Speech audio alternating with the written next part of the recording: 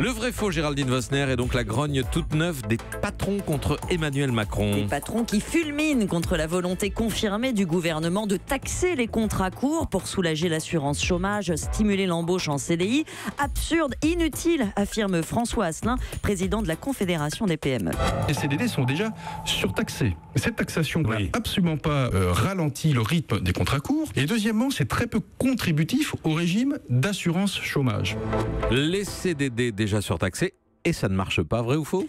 C'est une vision très partielle, Patrick. Car depuis 2013, en effet, certains CDD sont surtaxés, mais pas tous. L'intérim et certains secteurs sont épargnés et seuls les contrats de moins de 3 mois sont soumis à des taux modérés. La surcharge de cotisation atteint 3 points pour ceux de moins d'1 mois, puis 1,5 voire 0,5 points au-delà. En fait, la mesure était cosmétique pour aider à faire avaler à l'époque la loi travail aux syndicats. Résultat, moins de 800 000 salariés ont été concernés sur un an, ça n'a pas rapporté grand-chose, 70 millions à l'Unédic, d'autant plus qu'en contrepartie, les entreprises qui embauchaient un jeune ont eu un bonus qui a coûté davantage, 74 millions. Résultat, cette forme timide de bonus-malus a fait perdre de l'argent à l'assurance chômage avec un effet sur l'emploi quasi nul. Mais ça ne veut pas dire que l'idée ne vaut rien. La Cour des comptes a calculé au contraire que si les cotisations patronales étaient doublées pour les CDD par rapport au taux normal de 4%, ça rapporterait 1,5 milliard chaque année avec l'intérim.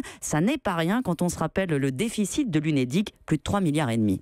Alors, certains secteurs vont être pénalisés, l'hôtellerie par exemple. Oui, il y aura sans doute des adaptations. Mais sur le fond, Patrick, personne ne sait si ça aidera l'embauche. Des dizaines d'études se contredisent. Mais les faits sont là. Le nombre de contrats courts a explosé et ça coûte très cher à l'assurance chômage. Près de 90% des contrats qui se signent sont des CDD et le nombre de précaires inscrits à Pôle emploi est passé de 7% en 2000 à plus d'un tiers. Ce sont des gens qui travaillent 3 semaines, puis sont indemnisés, puis repartent dans leur entreprise. Là même, souvent, pour certains, c'est devenu un mode de gestion. On fait porter à l'Unédic une partie du coût du travail et le total des allocations versées à ces contrats courts est 3 fois plus élevé que leur cotisation. La différence représente 9 à 10 milliards tous les ans. Ça n'est plus soutenable et pas juste pour les autres contributeurs d'un système qui va bien falloir réformer. Le problème reste une question de curseur. À quel niveau placer les malus pour que l'emploi n'en souffre pas ? Il faudra peut-être aussi limiter dans le temps ces allers-retours possibles